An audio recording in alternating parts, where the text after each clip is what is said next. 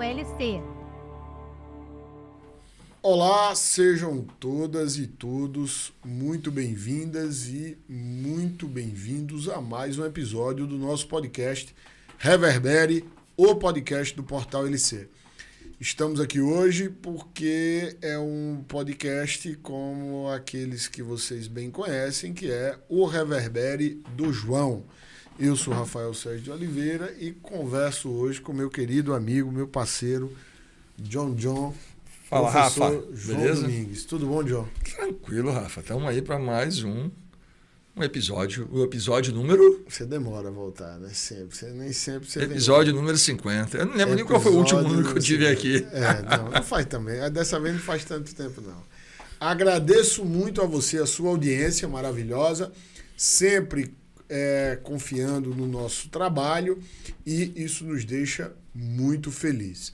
Desde já, quero convidá-lo para se inscrever aqui no nosso canal do YouTube ou começar a seguir o nosso perfil no Spotify. Onde você preferir, você pode acompanhar o podcast Reverbere, o podcast do Portal LC, podcast especializado em temas relacionados à licitação e contrato.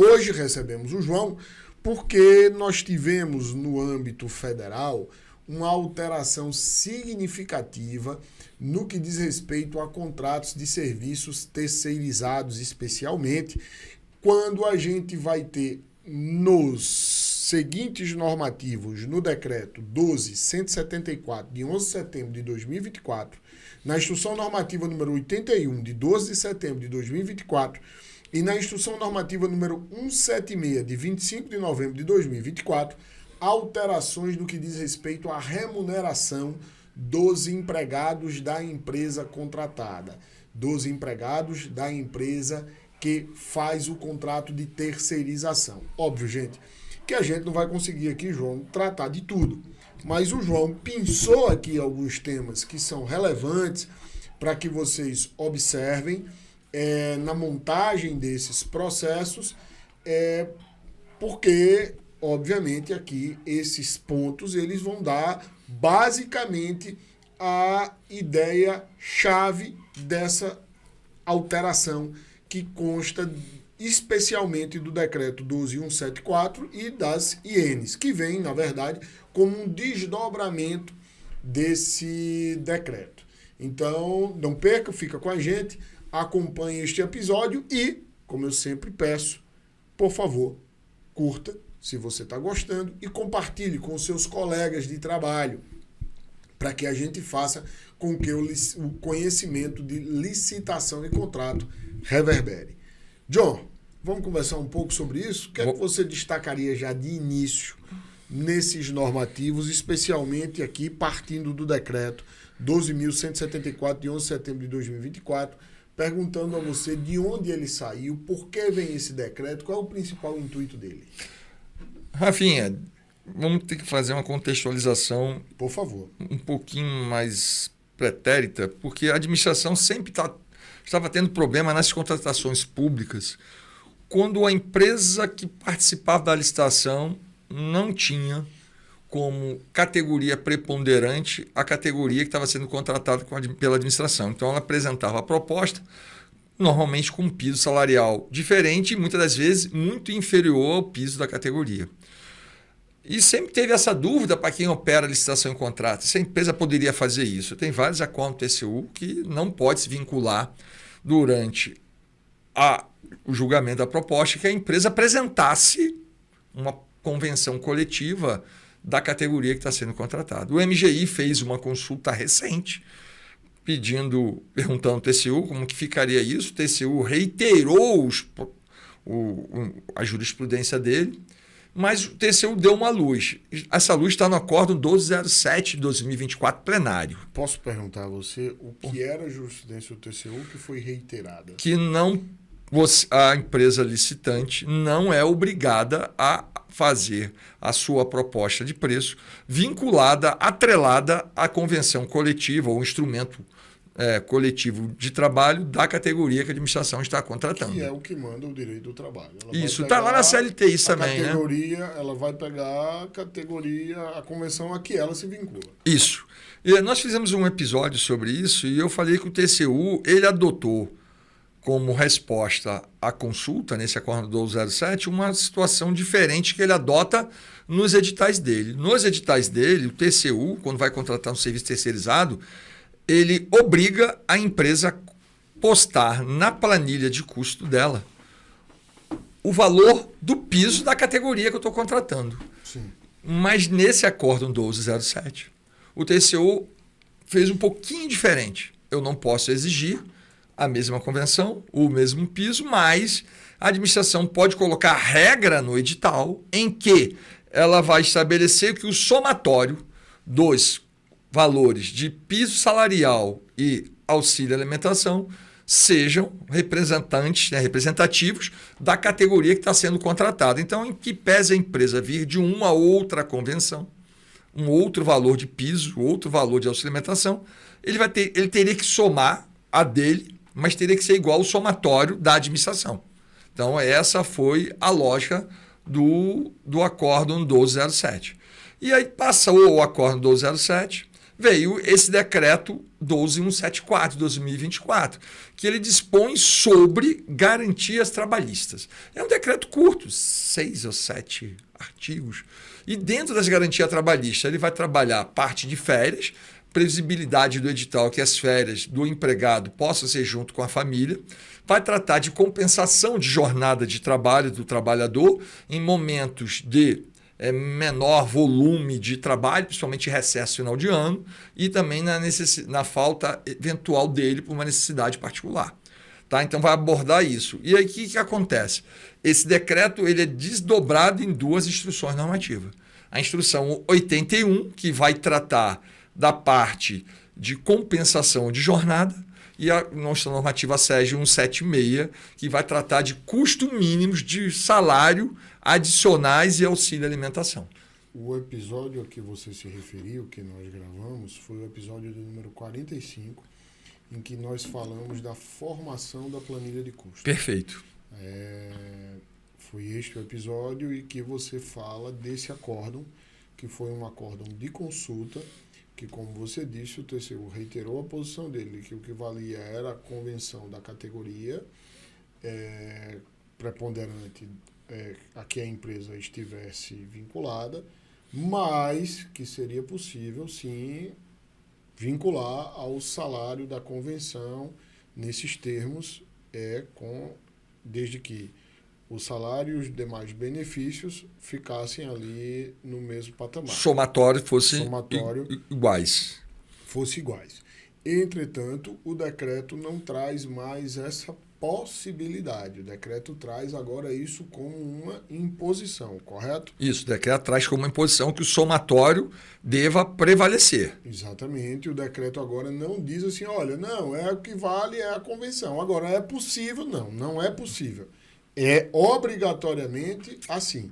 Isso, desse jeito. Se eu sou uma empresa que sou do setor de engenharia e vou pegar um contrato que tem ali um facilities, que pega manutenção predial, que pega limpeza, que pega uma série de serviços e, por exemplo, na minha convenção eu poderia colocar alguém para fazer o serviço de limpeza que tivesse um salário menor do que a convenção coletiva da pessoa que faz limpeza, especificamente aquela convenção do funcionário relacionado à limpeza e conservação, eu vou ter que observar o salário não da minha convenção, que é um salário mais baixo, porque estou numa empresa de engenharia que prevalece mais outros profissionais.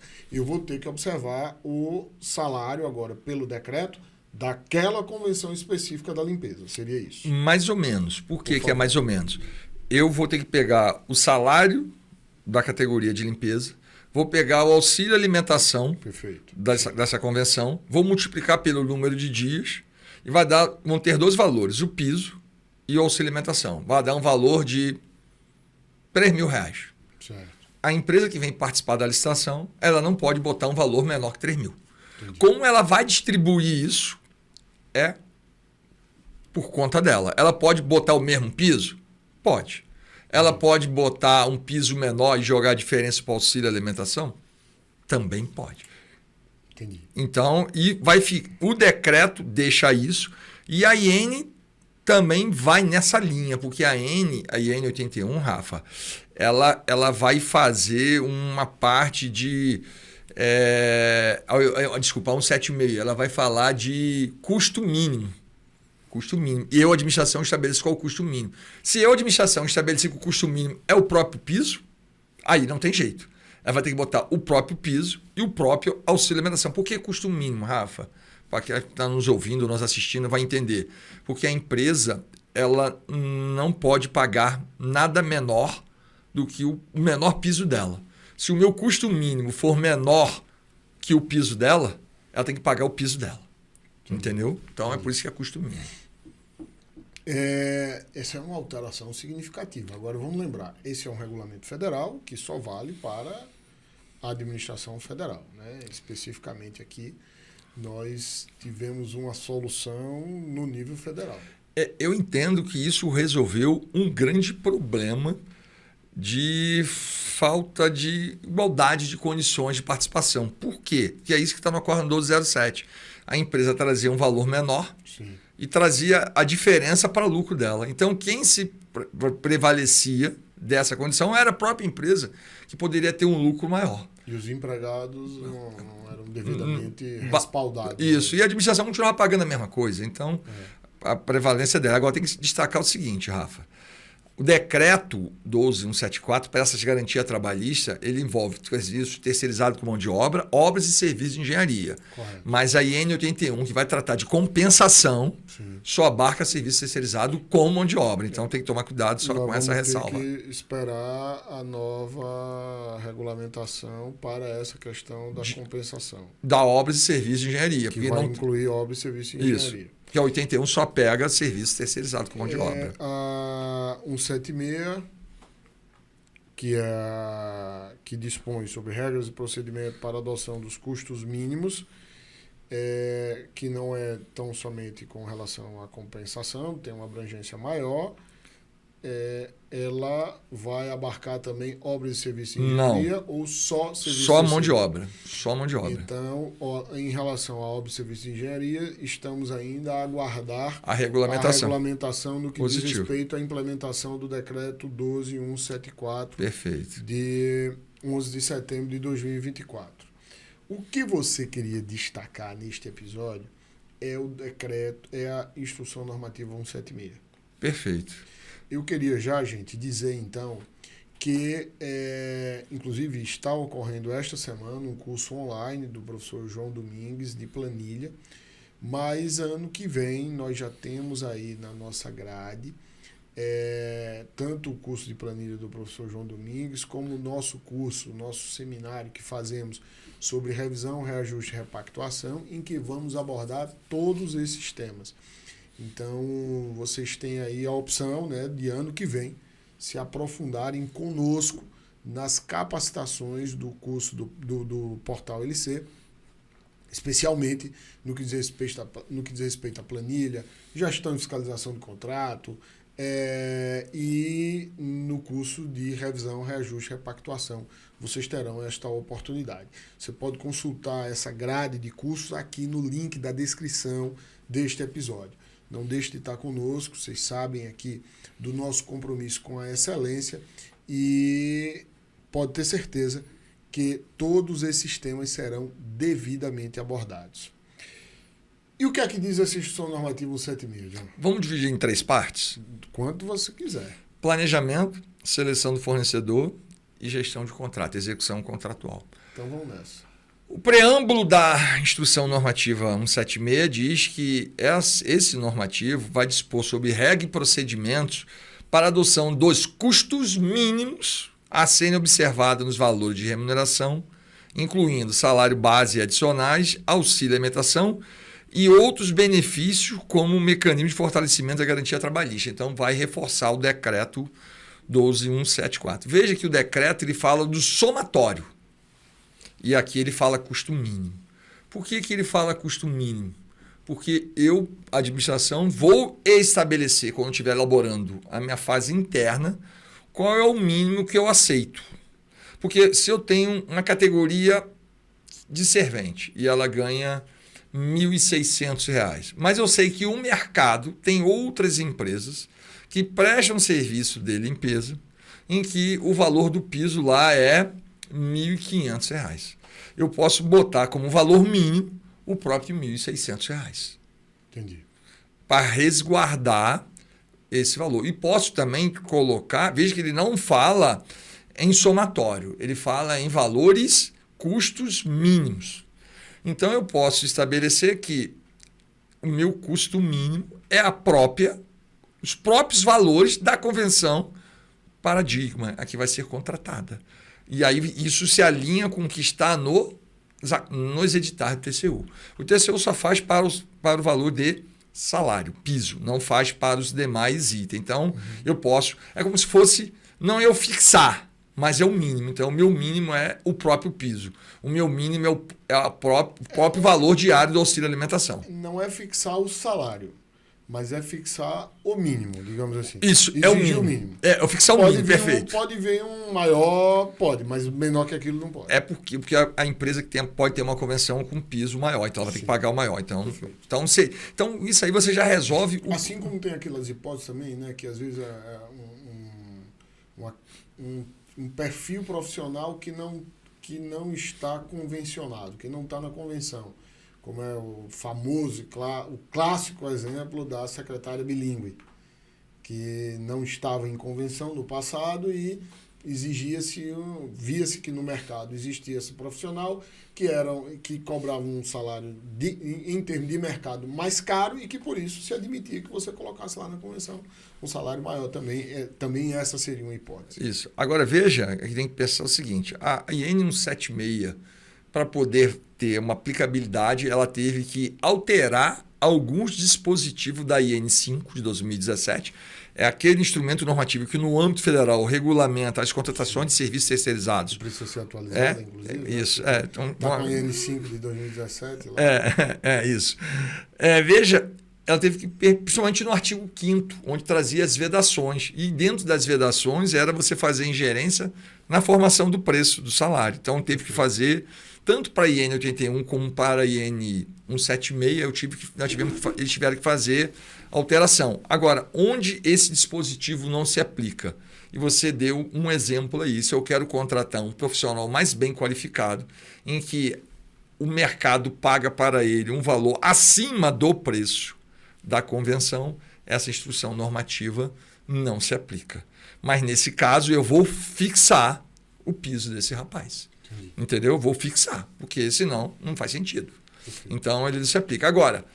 Estamos aqui no planejamento. Isso, no planejamento. Como é que acontece a história do planejamento? Primeiro, eu tenho que identificar qual a categoria que eu quero contratar. CBO. Então, eu vou pegar a categoria lá a partir do CBO. A partir do CBO, vou verificar qual instrumento normativo, instrumento coletivo vigente daquela categoria. Então, vou fazer isso. E a partir disso, eu vou estabelecer os custos mínimos de salário, demais adicionais e alimentação. A IN deixou uma brecha. Por quê, Rafa? Eu posso não ter instrução normativa vigente. Convenção coletiva vigente. Ou posso ter uma categoria não abarcada. Eu fiquei pensando, que instrução normativa? Eu posso não ter uma categoria representada por uma entidade de classe sindical. Perfeito. Não trouxe essa menção. A única ressalva que ela faz a ressalva lá no 614, parágrafo 1º, quando você não tem o registro da convenção, mas ela está depositada. Só faz essa ressalva. Eu entendo que eu vou fazer a pesquisa de mercado e nessa pesquisa de mercado, o resultado que vier da pesquisa de mercado, tanto de categoria com convenção com vigência expirada, que não podemos ter ultratividade, ou quanto categoria sem representação sindical, eu vou usar o mesmo raciocínio. Sim. Valores, custos mínimos que eu quero. Eu acho que a gente resolve esse cenário. entendeu? Então a gente consegue fazer uma interpretação que eu vejo que é muito, muito sólida, né? É a mesma coisa. Sim. Entendeu? Para categoria não abarcada, o mercado paga aquilo. Então eu vou usar isso como sendo custo mínimo. Agora, eles tiveram uma grande sacada. A gente não vai poder entrar em todos os detalhes, tem algumas coisas aqui que eu acho que carece de melhor explicação, mas eles tiveram uma grande sacada, Rafa, que esses são os benefícios trazidos pela convenção coletiva de trabalho que devem e podem fazer parte do custo da administração. Isso é um tiro no pé daqueles sindicatos que colocam determinados benefícios só para cargo da administração, somente para cargo de administração pública ou privada, ou ainda que não se aplica aos empregados daquela empresa administrativo, o operacional, o feirista, o folguista. Nós estamos em Brasília. As convenções de Brasília não prevêem auxílio, o plano de saúde para os empregados da esfera administrativa da empresa. Ou seja, ele só tem direito àquele benefício se é um empregado da empresa que está empenhado em um contrato de prestação de serviço específico para um órgão público ou para uma empresa privada. Sim. O cara lá. A convenção diz isso. O que está lá dentro do escritório dele, por exemplo, o que está lá limpando o escritório o servente da lá empresa, não tem direito. E aí, isso é uma pá de cal nesse cenário das convenções coletivas que não trazem para ela uma obrigação para toda a categoria, né? É para uma parcela, existe uma restrição. Eu sempre falei isso nos cursos, olha, quando eu vou ver um benefício na convenção, se ele é de toda a categoria, ok. Se ele é de parcela de categoria ou para fazer o exercício daquele direito, ele tem que ser sindicalizado alguma coisa, não se aplica. E aí foi talvez um dos grandes ganhos dessa instrução normativa que coloca... A Lei 1433 já traz essa limitação, né? A Lei 1433... Só que ela faz uma comparação não muito clara, porque é só quem está empenhado com a administração ou quem é do privado. Né? Isso. Então, isso aí traz resolve o problema muito grande que a gente tem na formação do preço. Agora, Rafa, isso não quer dizer que a empresa não possa colocar na proposta dela. Perfeito. Eu não vou considerar, mas ela pode? Pode. Agora, ela vai ganhar? Não vai ganhar. E na licitação? Não, mas calma, ainda tem outras regras ainda da fase interna, que é a do edital. E aí, a IN copiou, Rafa, o acordo 1207. Porque ela vai exigir da empresa, para resguardar durante a execução algum ônus que a empresa tenha, vou até dar uma olhadinha aqui, deve formar, vai ter que ter uma declaração. Inclusive, foi criado um anexo na IN 5/2017 para ela indicar o quê? O enquadramento sindical dela. Enquadramento sindical, cópia da carta ou registro sindical do sindicato ao qual o licitante declara-se enquadrado, cópia da convenção coletiva, o instrumento coletivo que ela faça a proposta dela, declaração de responsabilidade, qualquer ônus de enquadramento irregular é responsabilidade dela.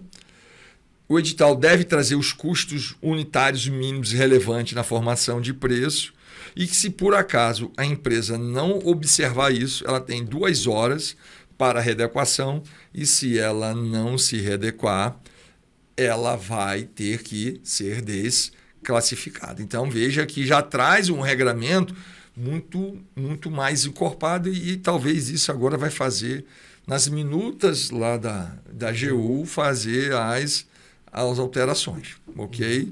Então, isso aí é um grande cenário que tem...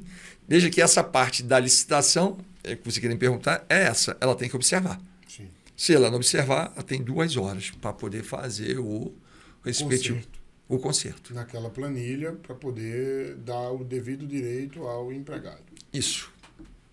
Perfeito. Então, e aí, parte de planejamento, seleção do fornecedor. E agora, Rafa, a gente tem 2 partes da execução de contrato e de fiscalização de contrato. Vamos começar pela fiscalização, que é o mais simples. Na fiscalização do contrato, até porque na gestão a gente vai ter alguns problemas na fiscalização, na gestão, mas na fiscalização de contrato, o que eu percebi é que se a empresa, para os próximos empregados que venham entrar no contrato de substituição, se ele está registrando os valores de forma que está na proposta dela. Porque ele pode botar um valor maior aqui, contratar outro empregado para substituir e está pagando um valor menos benéfico, né? E a outra é se quando no registro da carteira de trabalho ele já registra os valores adequados. Então a fiscalização é basicamente isso. Se trocou o empregado, eu verificar se ele está, principalmente se for uma empresa que tem uma categoria diferente da contratada. Ok? Esse seria o controle. Agora, para a gestão de contrato, Rafa, a Celeuma vai residir num assunto que vai ser... A gente vai ter que atualizar nosso curso. Sim. De reajuste, revisão e impactação, que é a parte sempre, né? A gente sempre faz isso. De equilíbrio econômico-financeiro do contrato. Porque quem está nos assistindo, está nos ouvindo, pergunta assim, pô, beleza, gostei disso. Mas como é que a gente equilibra esse contrato? Verdade. Mas peraí, porque eu tenho uma convenção aqui que bota valor custo mínimo. E aí ele vem com uma outra convenção. Artigo 9. Artigo 9 da lei. E aí, agora eu te faço a pergunta, como é que a gente vai equilibrar esse contrato? Que a IN é clara em relação a isso, Rafael? Não. Mas esse é o reverbério do João, não é do Rafael. Quem pergunta sou eu, não é você. Então, tentei passar, mas não consegui.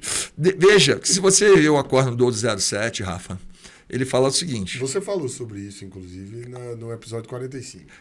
Acabou a licitação... segue a vida da convenção, do acordo, né, da categoria preponderante da empresa. Segue por lá. Ou seja, se eu coloquei lá no custo mínimo o salário da convenção profissional, embora não seja a que a empresa está vinculada, nesse contrato com a Administração Pública Federal, ela vai ter que observar aquele salário. Mas o índice de reajuste para aquele período que ela vai ter que dar é o da convenção a que a empresa está vinculada. É isso. É isso que diz o artigo 9º. E é isso que diz o acordo 1207. Certo. Item 9235. Só concluir o artigo 9º da Instrução Normativa número 176. Isso. Certo? É isso. Se parasse aí, estava tudo muito tranquilo, né? Mas não para. Não para. Porque... é o parágrafo primeiro ou o parágrafo terceiro?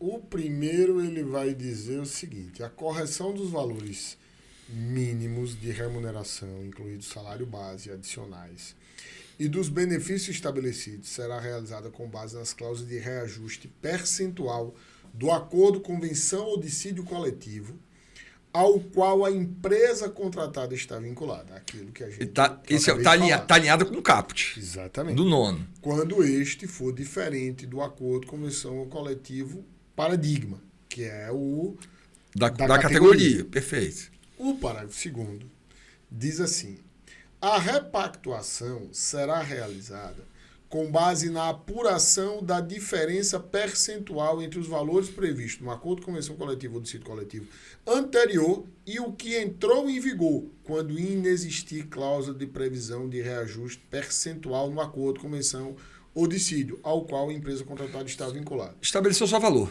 Ou seja, é uma convenção, um dissídio ou um acordo que diz o salário da categoria a partir de tal data passa a ser X. Tanto. Isso. Eu vou ter que ver qual é o percentual naquela correspondente ao salário da convenção anterior e o da nova e aplicar aquele percentual para o meu custo mínimo lá da minha planilha que eu levei em conta. Isso. Agora a bronca vem do parágrafo terceiro. A bronca sempre vem. O parágrafo terceiro diz: deverão prevalecer os valores que forem mais benéficos ao trabalhador, caso o acordo, convenção coletiva ou dissídio coletivo ao qual a empresa contratada está vinculada venha a estabelecer valores de remuneração, incluído salário, base e adicionais, de auxílio alimentação e de benefícios superiores aos valores estabelecidos na contratação ou superiores à aplicação dos percentuais previstos no parágrafo 1º e 2º.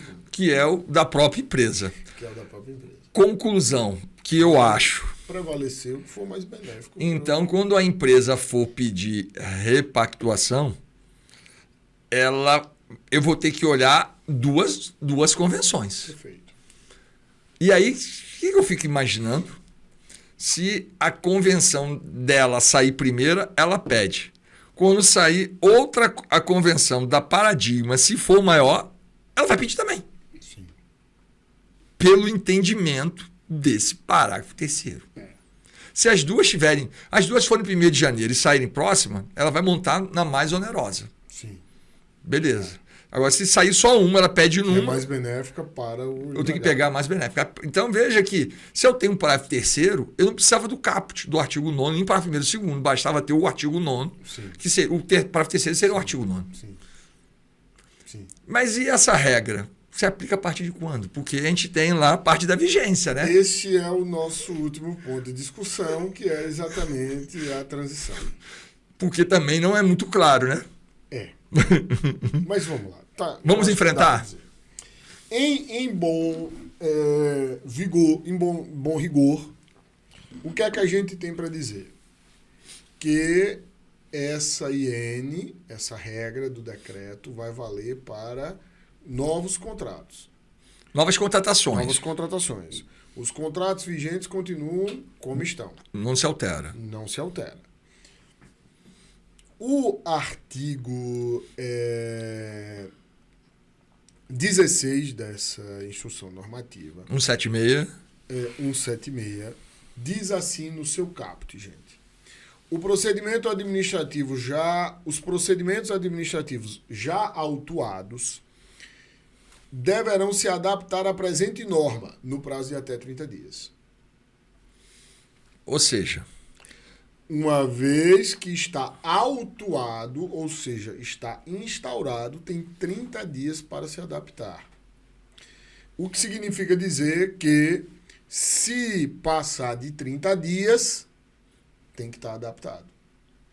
Isso nós vamos, inclusive, concluir do parágrafo único do artigo 16. E isso significa que aqui há uma regra que para mim não está tão clara, mas é que se eu publicar o meu edital dentro de 30 dias, contado da data da IN, da publicação da IN, que ela é de 25 de novembro, mas publicada no dia 26. Isso. Ou seja, 30 dias contado do dia 26. 30 dias contado do dia 26. Isso, exclui o início. Exatamente. Mas eu. Isso. Aí a maneira de contar. Isso, beleza, perfeito. Eu vou de 27 em diante, eu vou contar ali os 30 dias. Se eu publicar o edital ali, nesses 30 dias, eu não preciso ajustar. Isso, eu vou chegar ali até o dia 26 de dezembro. Isso. Quando eu vou ter essa necessidade. Se eu publicar até 26 de dezembro... eu não preciso fazer ajuste nenhum. Não preciso fazer ajuste nenhum, não preciso estar de acordo com a IN 176. Por que que a gente diz isso? Pelo parágrafo único do artigo 16, que diz: no prazo referido no caput, os editais de licitação poderão ser publicados e os contratos poderão ser firmados sem adaptação às normas desta instrução normativa. Ou seja, se eu tenho um contrato vigente, aí é que ele não precisa mesmo. Não precisa. Toca o barco do jeito que está. Se eu publico até 26 de dezembro de 2024, o edital da licitação também está resolvido, não preciso adaptar. Porém, publicação de edital depois do dia 30. Do dia 26 de dezembro implica, de 2024, implica já a devida adaptação às regras da ciência. É o entendimento que eu também tenho em relação a esse dispositivo do artigo 16. É isso que a gente tem. Nossa ideia, gente, era fazer com que o João passasse aqui para vocês as regras básicas dessa nova alteração. E a gente está aqui já aí próximo a esse tal dia 26, não é? Então, atentem para isso. Se você está com o processo aí montadinho, já corre para publicar. Ou vai ter que, passado do dia 26, vai ter que fazer ajuste. Rafa, eu vou escrever isso lá para o nosso LC Comenta para a gente publicar, tanto da IN 81 quanto da IN 176. Eu só queria fazer um adendo na IN 81, que as alterações previstas pela N81 de compensação de jornada não necessita de celebração de termo aditivo. Eu posso fazer as alterações. E aí eu tenho que alterar os contratos vigentes. É diferente da IN 176. Sim. Eu altero, mas não precisa alterar por termo aditivo. Faço por termo de apostilamento. Ou seja, na remuneração eu não preciso mexer de acordo com a IN, mas a questão das compensações eu tenho que fazer, é obrigatório. Mas sem necessidade de fazer o termo aditivo. É isso. Era isso. Tinha muito mais, mas a gente não tem muito tempo para isso não, né? Porque eu vou guardar a carta na manga para voltar aqui, né? 45, 50, ver se até os 55 que eu volto. Vamos chamar o pessoal para o nosso curso, que no curso a gente trabalha de uma maneira muito melhor, não é? Porque a gente consegue, ano que vem, inclusive, ter ali uma aplicação prática, mediante exemplos, que deixa a coisa muito mais clara. Ano que vem tem curso de planilha presencial no Rio de Janeiro, abril. Planilha em julho, João Pessoa, e o curso online também de planilha de custo. O nosso Repactuação, Reajuste e Revisão está em junho em Recife. Nossa programação está aqui no link, aqui na descrição deste episódio. Não deixe de conferir, como a gente sempre diz, é o nosso compromisso com excelência nos processos de contratação pública. John, sua palavra final. Eu gosto quando tem uma norma que vá auxiliar, né, nas contratações e na execução do contrato.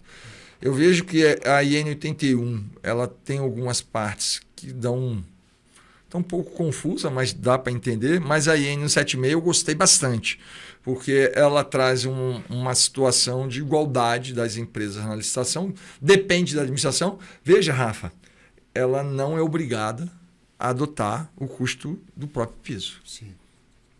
Ela pode estabelecer. E também dirimiu aquele problema dos benefícios da convenção que não se aplica a toda a categoria. A gente tem que louvar aqui o governo federal que, diante da resposta Perfeito. do TCU, fez o decreto e ainda teve depois aí as INs regulamentando, como você bem disse, para trazer uma segurança jurídica para o gestor e, de certo modo, aí também, né, compatibilizar toda a execução do contrato a uma maior garantia para os trabalhadores das empresas. Né? Isso, eu acho que assim, é até de bater palmas mesmo, porque foi uma normatização por meio da IN que ela é muito abrangente, né? Sim. Que ela é muito sensível. Você pega a IN 81, ela tem 30 e poucos artigos. Sim. A IN 176 tem 16.